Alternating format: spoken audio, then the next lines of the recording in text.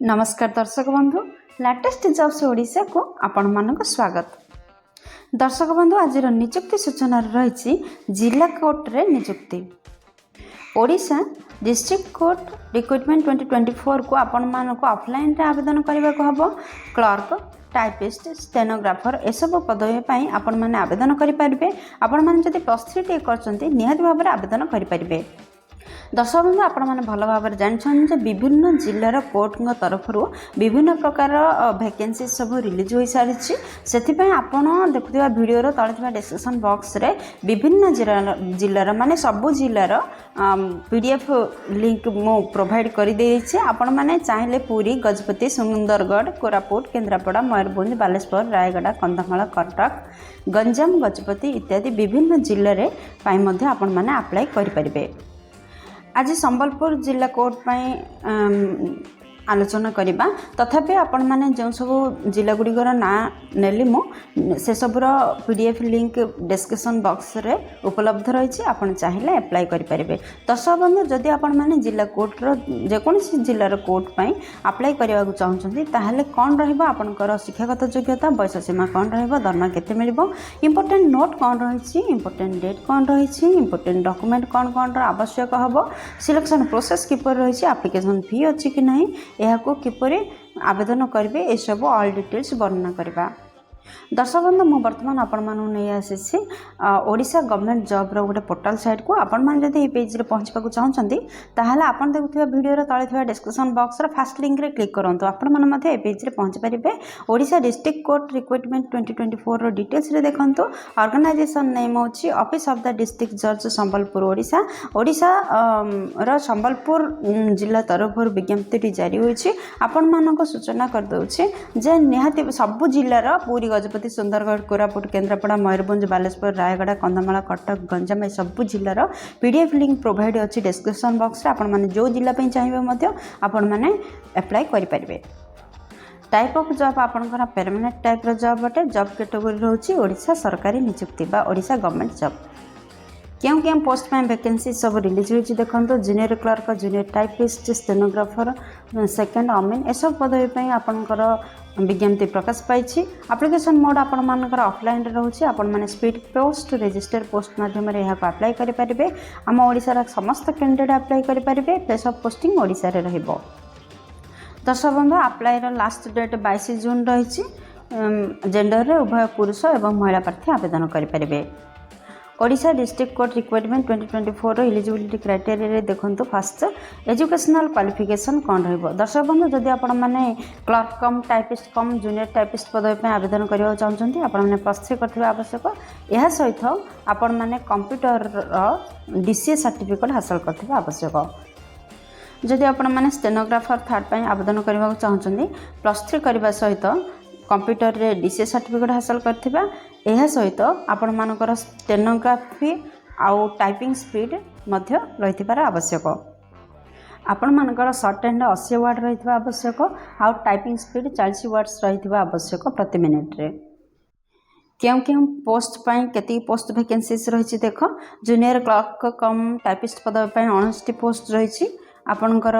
दर्शक बंधु आपण माने मन रखते यह संबलपुर डिस्ट्रिक्ट पे जूनियर टाइपिस्ट आपणकर 5टी पोस्ट स्टेनोग्राफर थर्ड आपणकर 6टी पोस्ट एति पोस्ट वैकेंसीज संबलपुर डिस्ट्रिक्ट जिला कोर्ट पे रही। जदि आम एज लिमिट विषय कहवा 31 मई 2024 सुधा आपणकर सर्वनिम्न बयस 18 वर्ष एवं सर्वाधिक बयस 32 वर्ष रहा आवश्यक। जदि आपण मैंने साधारण केस बिलंग करछंती। यह व्यतीत एज रिलैक्सेशन रही गवर्नमेंट रूल अनुसार। ओबीसी स्टूडेंट होते 3 वर्ष बयस सीमा को कोहल कर दि जाए। जदि आपण मैंने एसटी एससी पीडब्ल्यूडी कि एक्स सर्विसमैन होते 5 वर्ष एज रिलैक्सेशन रोचे। दर्शक बंधु ए पृष्ठ देखि नियंतु जे आपन को दरमा कोन मिलबो। जदि आपण माने जूनियर क्लर्क कम टाइपिस्ट पदवी पई किबा जूनियर टाइपिस्ट पदवी पई आवेदन करछन्ते आपनकर मासिक दरमा 19900 टंका रु 63200 टंका पर्यंत मिल परबो। जदि आपण माने स्टेनोग्राफर थर्ड पई आवेदन करबा चाहछन्ते आपनकर मासिक दरमा 25500 टंका रु 81100 टंका पर्यंत रहि परबो। दर्शक बंधु ए पृष्ठ देखंतु जे आपनकर सिलेक्शन प्रोसेस କିପରି ରହୁଛି। ଦର୍ଶକ ବନ୍ଧୁ ଜିଲ୍ଲା ଜଜ୍ ପୋଷ୍ଟ ପାଇଁ ଆପଣମାନେ ଯଦି ନେବାକୁ ଚାହୁଁଛନ୍ତି ଆପଣମାନଙ୍କୁ written exam, computer skill test, viva test ଏବଂ ଡକୁମେଣ୍ଟ ଭେରିଫିକେସନ୍ର ବ୍ୟବସ୍ଥା କରାଯାଇଛି। ଏହିପରି 4ଟି ପର୍ଯ୍ୟାୟ ରହିଛି। ଦର୍ଶକ ବନ୍ଧୁ ଯଦି ଆପଣମାନେ ଜୁନିୟର କ୍ଲର୍କ କମ୍ ଟାଇପିଷ୍ଟ ପଦବୀ ପାଇଁ ଆବେଦନ କରିବାକୁ ଚାହୁଁଛନ୍ତି ତାହେଲେ ଆପଣଙ୍କର ଏକ୍ଜାମ୍ ପ୍ୟାଟର୍ନ କିପରି ରହିବ ଦେଖନ୍ତୁ। ଇଂଲିଶ ଆପଣଙ୍କର 100 ମାର୍କର ଏକ୍ଜାମ୍ ରହିବ। ସମୟ ଡ୍ୟୁରେସନ୍ ହେଉଛି 2 ଘଣ୍ଟା। ଏରିଥମେଟିକ୍ ଆପଣଙ୍କର 100 ମାର୍କସ୍ ରହିବ। ଟାଇମ୍ ଡ୍ୟୁରେସନ୍ 1 ଘଣ୍ଟା। ଜେନେରାଲ୍ ନଲେଜ୍ ଆପଣଙ୍କର 100 ମାର୍କସ୍ର ରହିବ। 1 ଆୱାର ହେଉଛି ସମୟ ଡ୍ୟୁରେସନ୍। ସେକେଣ୍ଡରେ ଆପଣଙ୍କର କମ୍ପ୍ୟୁଟର ସାଇନ୍ସ ଟେଷ୍ଟର ପ୍ରାକ୍ଟିକାଲ୍ ରହିବ। 100 ମାର୍କର ପ୍ରାକ୍ଟିକାଲ୍ ଟେଷ୍ଟ ରହିବ। 1 ଆୱାର ହେଉଛି ସମୟ ଡ୍ୟୁରେସନ୍। ଥାର୍ଡ଼ରେ ଆପଣଙ୍କର ଭାଇଭା ରହିବ। ଭାଇଭା ଆପଣଙ୍କର 45 ମାର୍କର ରହିବ। ଯଦି ଆପଣମାନେ ଜୁନିୟର ଟାଇପିଷ୍ଟ ପଦବୀ ପାଇଁ ଆବେଦନ କରିବାକୁ ଚାହୁଁଛନ୍ତି ଇଂଲିଶ ଆପଣଙ୍କର 100 ମାର୍କସ୍ର ଆସିବ ଏବଂ 2 ଘଣ୍ଟା ସମୟ ଡ୍ୟୁରେସନ୍ ରହିବ। ସେକେଣ୍ଡରେ ଆପଣଙ୍କର ଟାଇପିଂ ଟେଷ୍ଟ ଯେଉଁଟା ଟାଇପିଂ ରାଇଟିଂ ଟେଷ୍ଟ ରହିବ 50 ମାର୍କର 10 ମିନିଟ୍ରେ ଆପଣଙ୍କର ସମୟ ଡ୍ୟୁରେସନ୍ ରହିବ। କମ୍ପ୍ୟୁଟର ସାଇନ୍ସ ଟେଷ୍ଟ ପ୍ରାକ୍ଟିକାଲ୍ ରହିବ 100 ମାର୍କର 1 ଘଣ୍ଟା ରହିବ। ଫୋର୍ଥରେ ଆପଣଙ୍କର ଭାଇଭା ଟେଷ୍ଟ ରହିବ 35 ମାର୍କର ଭାଇଭା ଟେଷ୍ଟ ରହିବ। ଯଦି ଆପଣମାନେ ଷ୍ଟେନୋଗ୍ରାଫର ପଦବୀ ପାଇଁ ଆବେଦନ କରୁଛନ୍ତି ତାହେଲେ ଆପଣଙ୍କର ଏକ୍ଜାମ୍ ପ୍ୟାଟର୍ନ କ'ଣ ରହିବ ଦେଖନ୍ତୁ। ଇଂଲିଶ 100 ମାର୍କର ରହିବ। 2 ଘଣ୍ଟା ହେଉଛି ସମୟ ଡ୍ୟୁରେସନ୍। ସର୍ଟ ହ୍ୟାଣ୍ଡରେ ଆଣ୍ଡ ଟାଇପିଂ ରାଇଟିଂ ଟେଷ୍ଟଟା 50 ମାର୍କର ରହିବ। 15 ମିନିଟ୍ରେ ଏହାକୁ କରିବାକୁ ପଡ଼ିବ। ଥାର୍ଡ଼ରେ ରହୁଛି computer science test practical test ରହିବ। ଏହା ଆପଣଙ୍କର 100 ମାର୍କ ପାଇଁ 1 ଘଣ୍ଟା ସମୟ ମଧ୍ୟରେ ଆପଣମାନଙ୍କର 100 ମାର୍କର ପ୍ରାକ୍ଟିକାଲ୍ ରହିବ। ଫୋର୍ଥରେ ଆପଣଙ୍କର ଭାଇଭା ଟେଷ୍ଟ ରହିବ 35 ମାର୍କର। ଦର୍ଶକ ବନ୍ଧୁ ଏ ପୃଷ୍ଠାରେ ଦେଖି ନିଅନ୍ତୁ ଆପ୍ଲିକେସନ୍ ଫି କ'ଣ ରହିବ। ଆପଣମାନେ general, EWS, OBC, female candidate, ST, SC, transgender ଯେକୌଣସି କ୍ୟାଟେଗୋରୀରୁ ବିଲଙ୍ଗ କରିଥିଲେ ମଧ୍ୟ ଆପଣମାନଙ୍କ ପାଇଁ କୌଣସି ଫି ନାହିଁ। ନୋ ଫି ରହିଛି। ସମସ୍ତେ ଦେୟମୁକ୍ତ ଆବେଦନ କରିପାରିବେ। ଦର୍ଶକ ବନ୍ଧୁ ଆପଣମାନେ ତ ଜାଣିଲେ ଏହାକୁ ଅଫଲାଇନ୍ରେ ଆବେଦନ କରିବାକୁ ପଡ଼ିବ। ଯଦି ଆପଣମାନେ ଏହାକୁ ଅଫଲାଇନ୍ରେ ଆବେଦନ କରୁଛନ୍ତି ତାହେଲେ ଇମ୍ପୋର୍ଟାଣ୍ଟ ଡକୁମେଣ୍ଟ କ'ଣ କ'ଣର ଆବଶ୍ୟକତା ହେବ ଦେଖନ୍ତୁ। ଫାର୍ଷ୍ଟରେ ଆପଣଙ୍କର କ୍ୱାଲିଫିକେସନ୍ ସାର୍ଟିଫିକେଟ୍ର ଆବଶ୍ୟକତା ହେବ। ସେକେଣ୍ଡରେ ଆପଣଙ୍କର ବାର୍ଥ ସାର୍ଟିଫିକେଟ୍ ବା ଜନ୍ମ ପ୍ରମାଣପତ୍ରର ଆବଶ୍ୟକତା। ଥାର୍ଡ଼ରେ 2ଟି ରିସେଣ୍ଟ କଲର୍ ପାସପୋର୍ଟ ସାଇଜ୍ର ଫଟୋ। ଫୋର୍ଥରେ କମ୍ପ୍ୟୁଟର ସାର୍ଟିଫିକେଟ୍ର ଆବଶ୍ୟକତା ରହୁଛି। ଫିଫ୍ଥରେ ଅରିଜିନାଲ୍ କ୍ୟାରେକ୍ଟର ସାର୍ଟିଫିକେଟ୍ର ଆବଶ୍ୟକତା ରହୁଛି। ସିକ୍ସଥରେ କେଷ୍ଟ ସାର୍ଟିଫିକେଟ୍ର ଆବଶ୍ୟକତା ରହୁଛି। ଦର୍ଶକ ବନ୍ଧୁ ଆପଣମାନେ ଯଦି ସାଧାରଣ କେଷ୍ଟ ବ୍ୟତୀତ ଅନ୍ୟ କୌଣସି ବି କେଷ୍ଟରୁ ବିଲଙ୍ଗ କରିଥାନ୍ତି ତାହେଲେ ଆପଣଙ୍କର ଜାତି ପ୍ରମାଣପତ୍ରର ଆବଶ୍ୟକତା ରହିବ। ସେଭେନ୍ଥରେ ଆପଣଙ୍କର ଏମ୍ପ୍ଲୟମେଣ୍ଟ ଏକ୍ସଚେଞ୍ଜ ସାର୍ଟିଫିକେଟ୍ର ଆବଶ୍ୟକତା ରହୁଛି। ଥାର୍ଡ଼ରେ ଆପଣଙ୍କର 3ଟି ସେଲ୍ଫ ଆଡ୍ରେସ୍ର envelope copy with postal stamp 30 ଟଙ୍କାର ପୋଷ୍ଟାଲ ଷ୍ଟାମ୍ପ ସହିତ 3ଟି ଏନଭଲପ କପିର ଆବଶ୍ୟକତା ମଧ୍ୟ ରହୁଛି। ଦର୍ଶକ ବନ୍ଧୁ ଆପଣମାନେ ଏହି ପେଜ୍ରୁ ଜାଣି ନିଅନ୍ତୁ ଯେ ଆପଣଙ୍କର ଇମ୍ପୋର୍ଟାଣ୍ଟ ଡେଟ୍ କ'ଣ। ଆପ୍ଲାଏ ଷ୍ଟାର୍ଟ ହୋଇସାରିଛି। ଆପଣମାନେ ବର୍ତ୍ତମାନ ମଧ୍ୟ ଆପ୍ଲାଏ କରିପାରିବେ। ଯେହେତୁ ଅଫଲାଇନ୍ ଆବେଦନ କରିବାକୁ ହେବ ଆପଣମାନେ ଶୀଘ୍ର ଆବେଦନ କରନ୍ତୁ।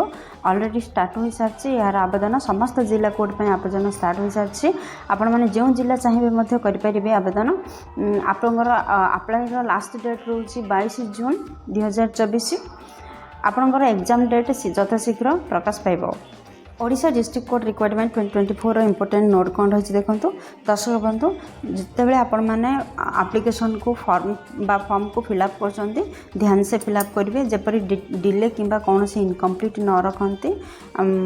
ଏହା ରଖିବା ଦ୍ୱାରା ଅଥରିଟିଙ୍କ ଦ୍ୱାରା ଆପଣଙ୍କର ଡକୁମେଣ୍ଟକୁ ବା ଆପଣଙ୍କର ଦରଖାସ୍ତକୁ ଅଗ୍ରାହ୍ୟ କରାଯିବ ଏବଂ ଲାଷ୍ଟ ଡେଟ୍ ବିଫୋରରୁ ଯେପରି ଆପଣଙ୍କର ଆପ୍ଲିକେସନ୍ ଅଥରିଟିଙ୍କ ପାଖରେ ପହଞ୍ଚିଯାଏ ତା'ର ବ୍ୟବସ୍ଥା କରିବେ। ଏଥିପ୍ରତି ଟିକେ ଧ୍ୟାନ ଦେବେ।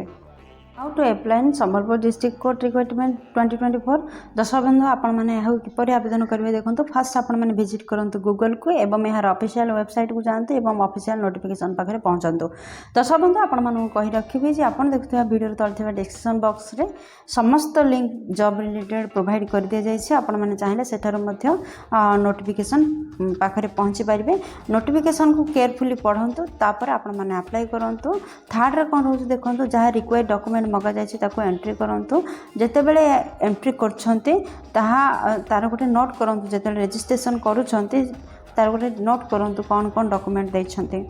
से अपलोड करूँ आपंकर रिसेंट पासपोर्ट साइज फोटो और सिग्नेचर को से अथॉरिटी द्वारा जहाँ डिक्लेरेशन दि जाए से एग्री हूँ एवं केयरफुली पढ़ु एवं एग्री हूँ बंधु 7, 8, 9 नंबर को इग्नोर करूँ कहीं फी मैटर कहुई आप समस्त नो फी रही लास्ट सबमिट बटन रे क्लिक करने पूर्व आपण एप्लिकेशन को थरे रीचेक करनी देन सबमिट बटन रे क्लिक करूँ यार गोटे हार्ड कॉपी नहीं नियंतु जहाँकि ऑफलाइन रे शो करने सुविधा हम देखो यह ऑफलाइन एप्लिकेशन अप्लाई ऑफलाइन रे करेंगे देखो क्यों एड्रेस रे आपण मैंने यार पोस्टल एड्रेस कौन या क्यों एड्रेस रे सेंड करेंगे देखो office of the register civil court Sambalpur यही एड्रेस रे आपण मैंने आपणकर सब डॉक्यूमेंट को सेंड करंतु।